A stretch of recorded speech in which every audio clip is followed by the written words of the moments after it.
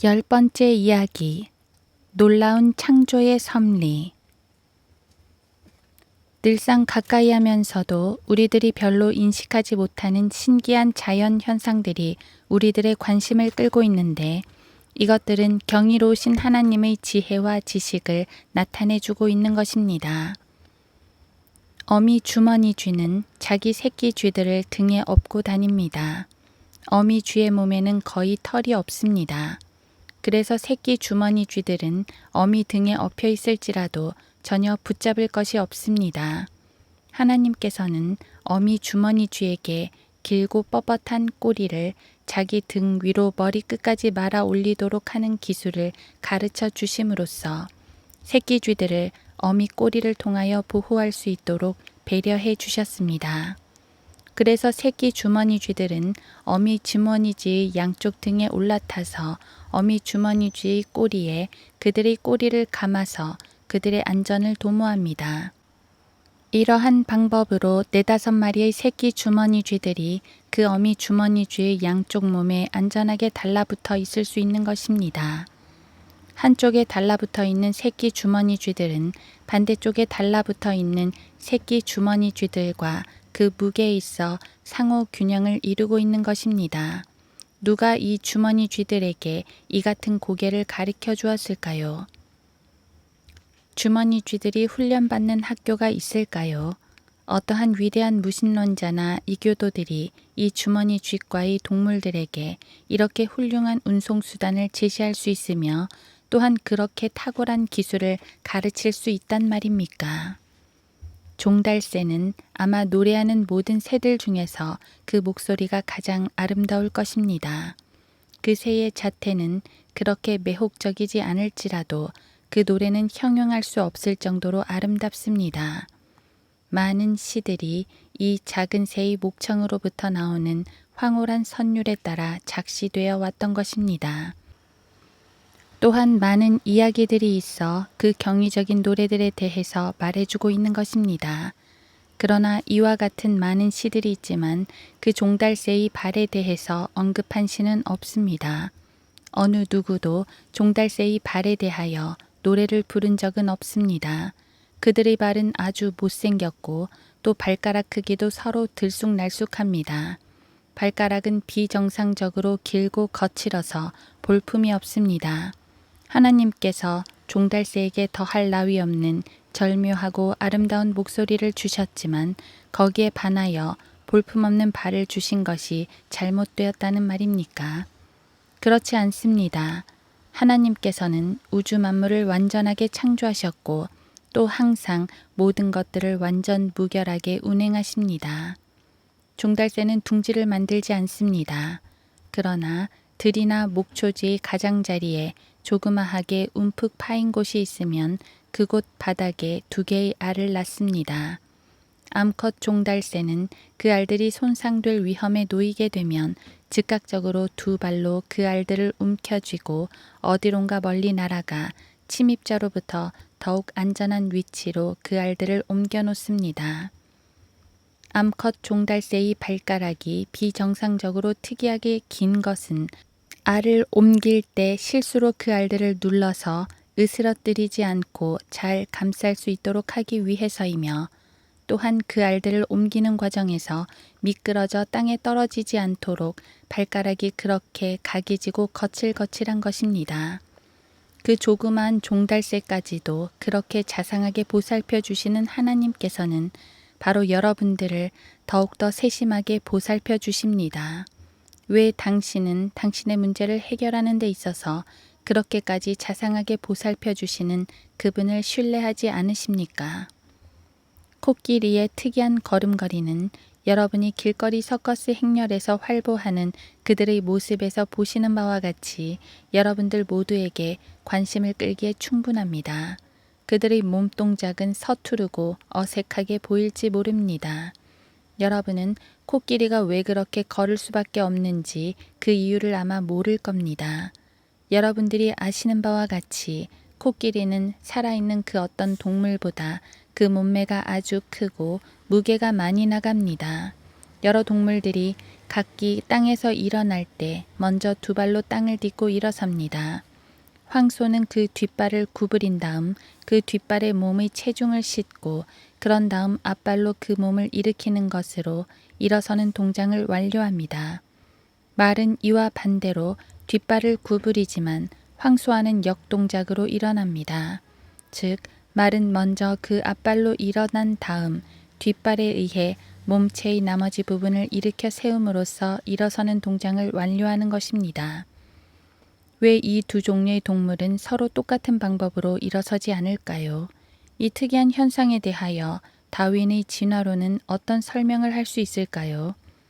코끼리의 뒷발은 앞서 말한 동물이나 여타 네 발 달린 동물의 뒷발과는 아주 다릅니다. 하나님께서는 코끼리에게 그 육중한 몸무게를 지탱할 수 있는 기발한 방법을 마련해 주셨습니다. 코끼리는 두 발만으로는 그 엄청난 몸무게를 일으켜 세울 수가 없습니다. 그래서 코끼리는 직립으로 그렇게 엄청난 몸무게를 일으켜 세우기 위하여 그의 네 발 모두를 동시에 함께 사용해야 하는 것입니다. 코끼리가 짐을 잘 운반할 수 있도록 잘 보살펴 주시는 하나님께서는 동일하게 여러분의 짐을 잘 운반할 수 있도록 적절하게 여러분을 잘 양육해 주시는 것입니다. 여러분은 그분께서 그렇게 자상하게 베풀어 주시도록 여러분 자신을 그분에게 맡기지 않으시겠습니까? 철새들은 계절에 따라 그들의 환경을 바꿉니다. 그 새들은 가을이 되면 북으로부터 따뜻한 남쪽으로 이동합니다. 봄이 되면 다시 이 새들은 그들이 떠나온 북으로 돌아가 먹이를 충족하게 공급해주는 여름을 그곳에서 납니다. 북대양에서 서식하는 무수한 물고기 떼들은 철새들이 남쪽으로 이동하는 똑같은 시기에 남쪽 바다의 따뜻한 환경을 찾아 헤엄쳐 갑니다. 어떻게 철새들과 물고기들이 그러한 계절의 징후들을 알 수 있을까요? 어떻게 그들이 다음 수주일 안에 무엇이 다가올지를 그렇게 정확히 알 수 있단 말입니까? 그들이 지리학을 배우기 위하여 어떤 학교 교실을 찾아갔단 말입니까? 그들은 공중에서나 물속에서나 항해할 수 있는 어떠한 항법 장치도 가지고 있지 않습니다. 그렇지만 그들은 그들이 떠나온 바로 그 위치로 다시 돌아가는 것입니다. 하나님께서 그들을 만드셨고 주님께서 그들에게 본능을 부여하셨으며 살아계신 인격의 하나님께서 경이로우신 일을 수행하시고 그분만이 그러한 기적을 일으키십니다. 여러분은 그분께서 그분의 아들이신 예수 그리스도의 구원 사역을 통해서 그분의 새로운 성품이 바로 여러분에게 내주하도록 하십시오. 바닷물은 소금으로 채워져 있습니다. 우리가 식용으로 먹고 있는 물고기들이 이와 같은 소금물에 취해지고 있는 것입니다. 그런데 여러분은 이 물고기들 가운데 어느 곳도 소금기가 없다는 사실을 알고 계십니까? 대양에서 잡아올린 모든 물고기들은 그 고기를 맛보기 전에 먹기 알맞게 식탁에서 또는 통조림 공장에서 적절한 소금기를 넣어주어야 하는 것입니다. 물고기들이 소금물 속에서 그들의 전 생애를 보내면서도 왜 그 물고기들 몸속에는 소금기가 침투하지 않을까요? 바로 그것은 또 다른 하나님의 걸작품인 것입니다. 우리 그리스도인들은 이와 같은 사실을 통해서 볼 때 우리가 이 세상에 살면서도 왜 이 세상에 속하지 않으며 뿐만 아니라 이 세상이 우리 안에 있어서는 안 된다는 사실을 교훈으로 가르쳐주고 있는 것입니다. 우리가 이 세상 한복판에서 많은 세월 동안 유쾌하고 매혹적이며 황홀한 분위기에 놓여 있을지라도 우리는 전적으로 하나님께로 성별된 삶을 살아야 하는 것입니다. 어느 누가 새들에게 둥지를 만드는 법을 가르쳐 주었는지 여러분은 아십니까? 어미새가 둥지를 만들고 그 둥지 속에서 새끼 새들이 부화하면 그 새끼 새들은 둥지 안에서 이탈하지 않습니다.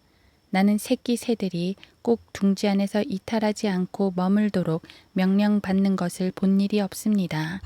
나는 어떤 대학 교수가 새들에게 특수 교육을 해서 둥지를 만들었다는 사실을 들어본 일이 없습니다. 나는 어느 날 우리 집 창 근처 처마 밑에 막 둥지를 지으려고 시작하는 참새 한 마리를 관찰한 일이 있습니다. 그날은 이따금씩 돌풍이 불었습니다.